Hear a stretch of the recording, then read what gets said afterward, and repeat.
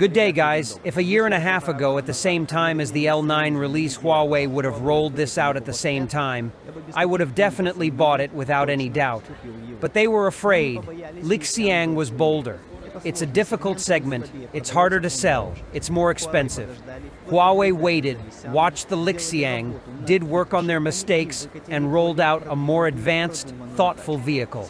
Today's review features a huge luxury room with a home theater on wheels with acceleration like a sports car. Huawei Aito M9.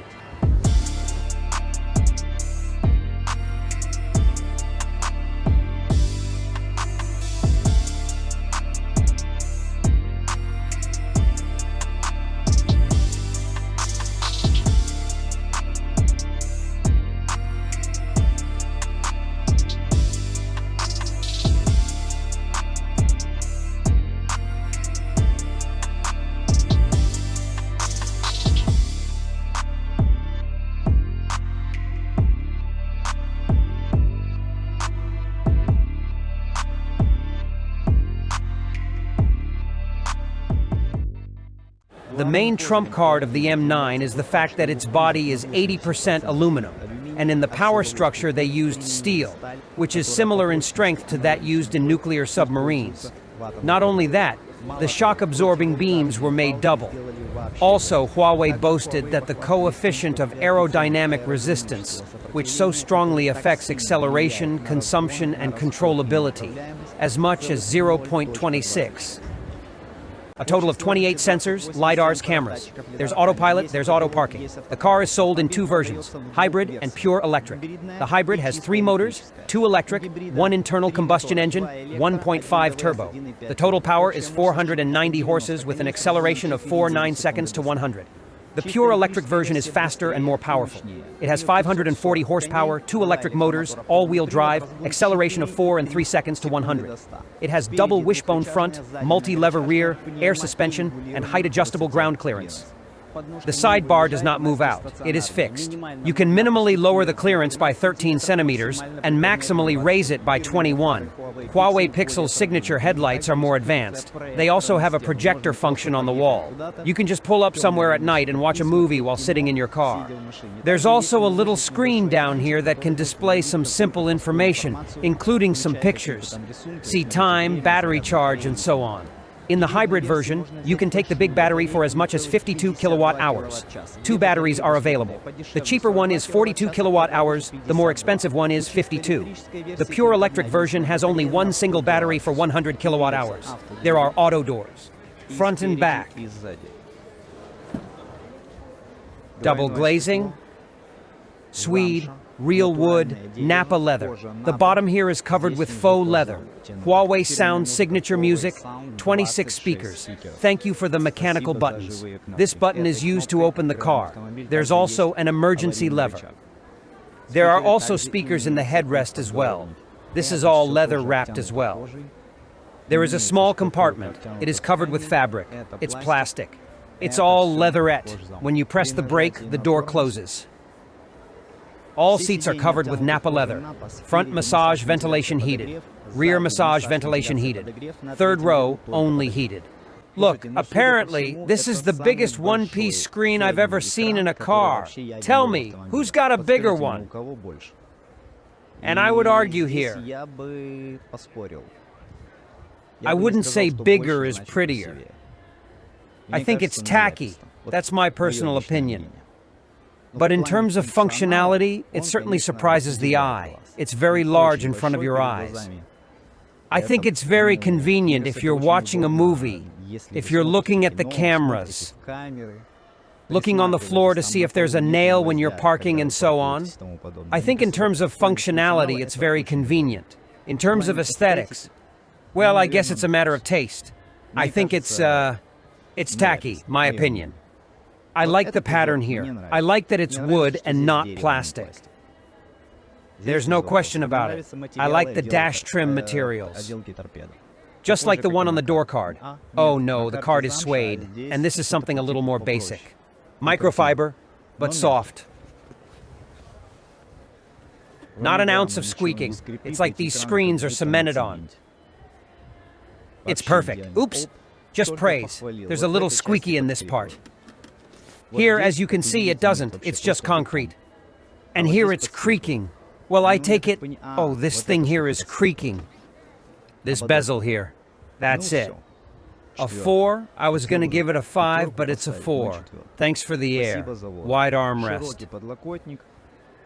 There are 2 cup holders. That's not a selector in the middle. It's a driving mode selector. And it's the selector is there. And it's very convenient. In the Gilevich.eng, I miss that. I have to go to the menu, either give a voice command, turn on sport, or on the steering wheel. I have the option in the small display to do that too. Here you can do it just faster. Flip to the right, that's sport. Back to comfort. 187 centimeters tall. Sit up straight. As you can see, there's plenty of room. That said, there's still 3 fingers in front of my knee. I can afford to lie down a little and still get closer, and still reach. Comfortable driving space. The steering wheel is thick, leather. These are live buttons. Not only that, they're not just wheel buttons. They press left, right, and inwards. There are also touch buttons. That's the voice assistant. And the rest of the buttons can be binded to the functions you need. That's a big plus. Steering wheel and height adjustment, unfortunately, on the tablet. Do we have any buttons on the back? Unfortunately, there are no buttons on the back. There's water on the left. On the right is the gear selector. The center screen is 15 inches. There's English. 5G internet. Great picture. There's no question about it at all. There are 2.5K screens. Practically no difference from Gilevich.eng. The climate looks like this.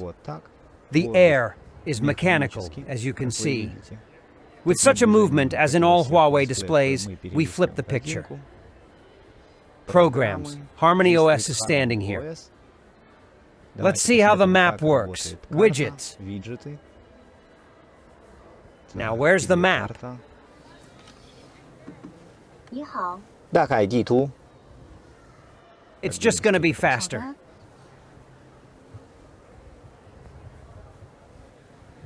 Yeah, it's a fast map, no question about it.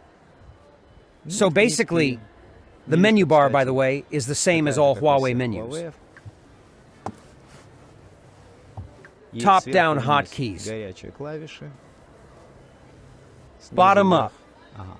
Widgets. The passenger has a wider screen and it's slightly larger. 16 inches. It's all the same.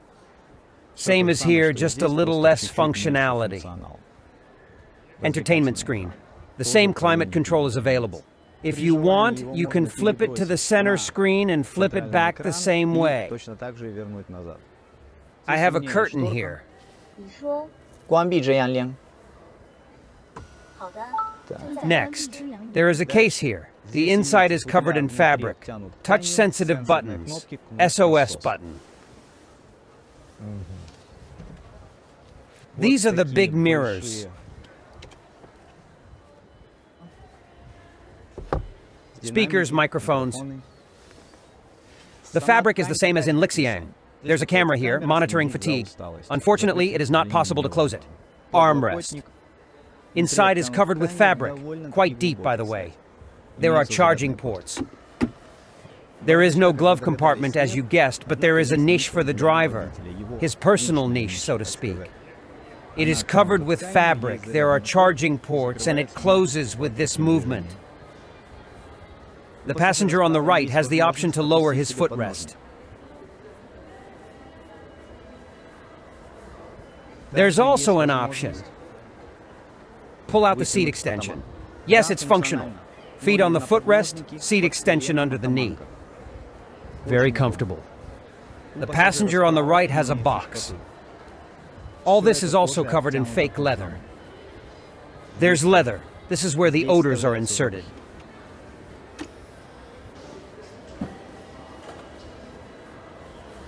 The passenger in the front can also just be moved if you want. You can fold it down.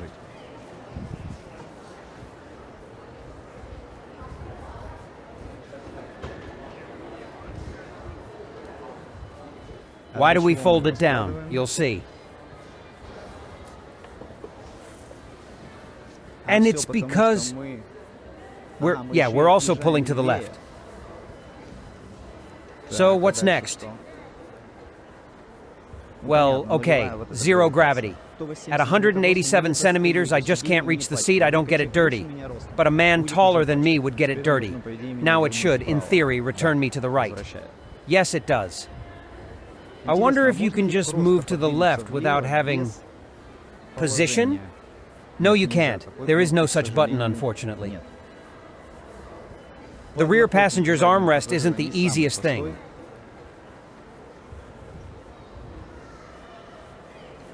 And that's how we get it back. This is where the cup holder is. Look, it's been covered too, in leatherette. Yes. This armrest has buttons for bed mode, massage, ventilation, heating inside. The left passenger does not have bed mode, the other buttons are the same. The captain's chairs have phone storage, the inside is rubberized and has a charging port. The rear passengers also have a window shade both left and right. The door card material is exactly the same as the front. Yes, the door is heavy, of course. 2,600 kilograms of curb weight. Now we're going to measure the third row. I sat behind myself so that I had 4 fingers in front of my knee. You know, to make me feel comfortable here. By the way, look, there's ambient lighting. I've got air in here. I've got a light bulb. I've got something to hold on to. I've got a hook. If you want, you can add more tablets here. And in the back, too. Let's go to the third row. I can't say I'm more comfortable here than I was in the L9. It's the same, one and the same.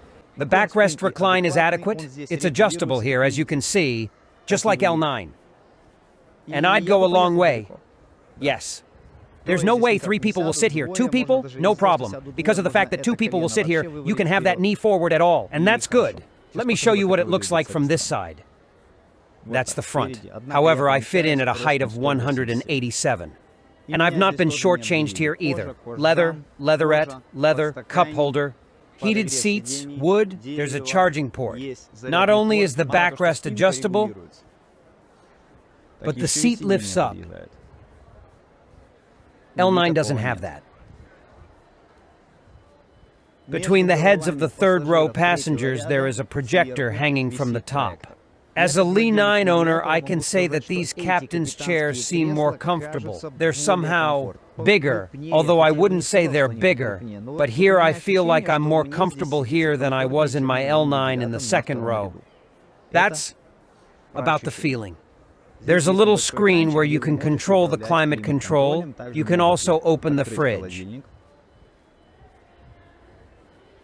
It's covered in leatherette, by the way. Dirty leatherette. We've closed all the window shades. Turned the second and third rows into a home theater. I'm already wondering if it's going to move or if it's going to be fixed.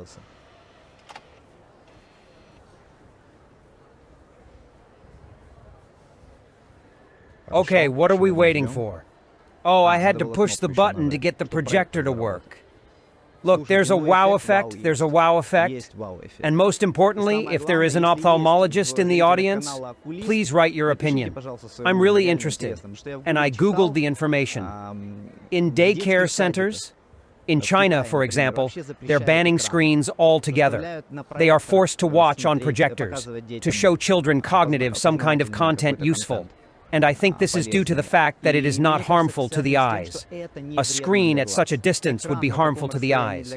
This is not harmful, but the wow effect, of course, is amazing. I think it can be adjusted for brightness, and probably not here. You can't adjust the brightness here, but I think you can adjust it on the tablet. Will it move? Yeah, no, it's fixed here. Well, that's the maximum amplitude, driving vibration, if there is any. Let's have a look in the trunk.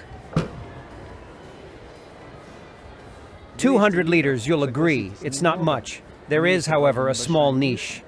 However, these seats can be moved forward. Now, this is their maximum position. Well, it's a bit nicer, yeah. You can fit 2 suitcases. Also, if you want, you can just fold the seats down. You get a flat floor, And now you can fit 6 suitcases. Here we are offered a light bulb, a hook, and a speaker in addition to buttons. Charging port. The first victim of the year 2024. Yeah, that wasn't very nice. It wasn't.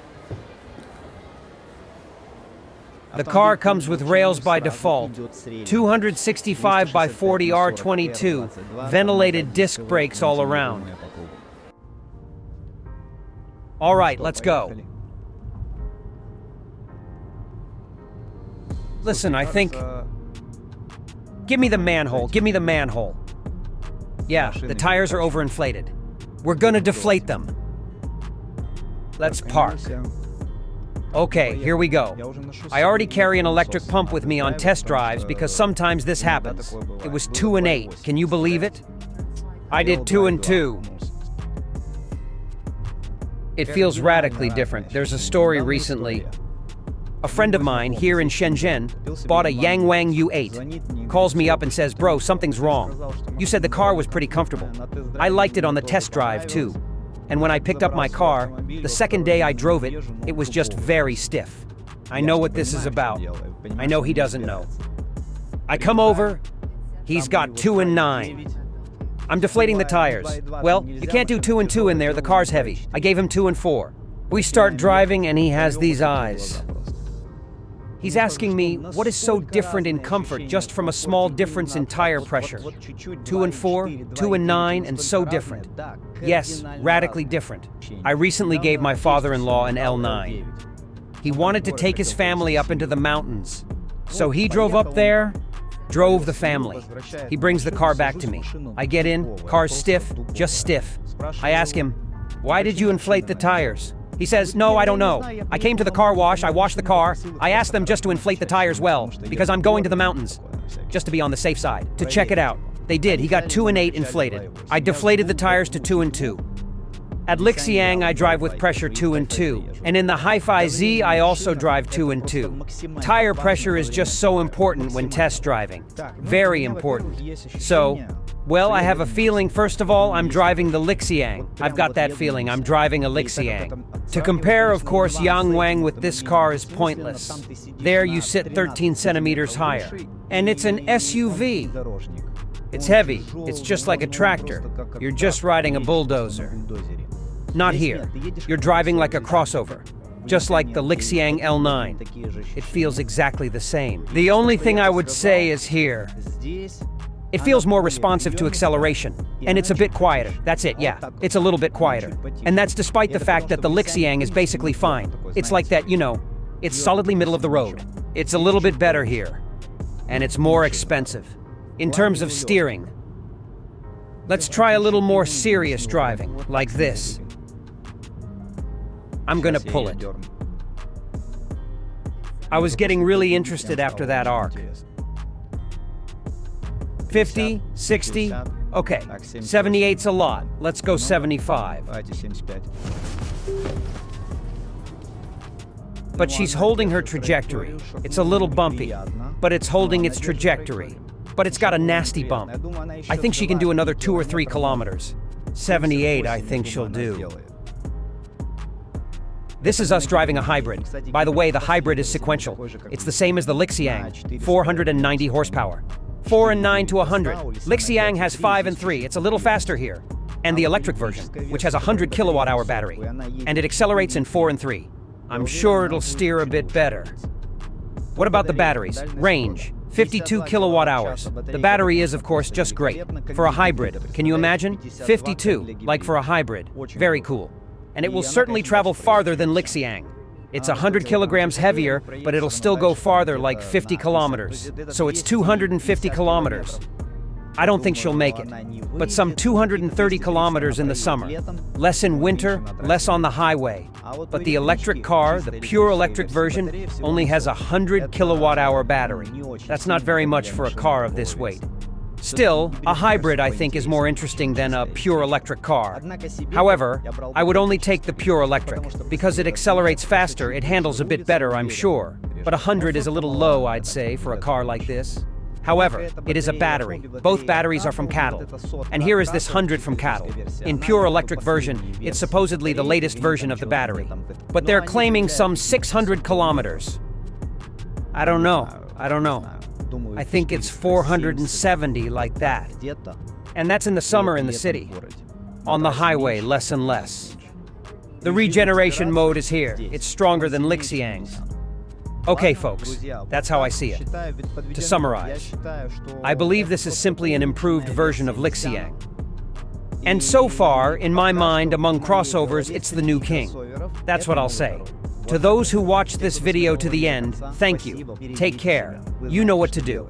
I'll see you again.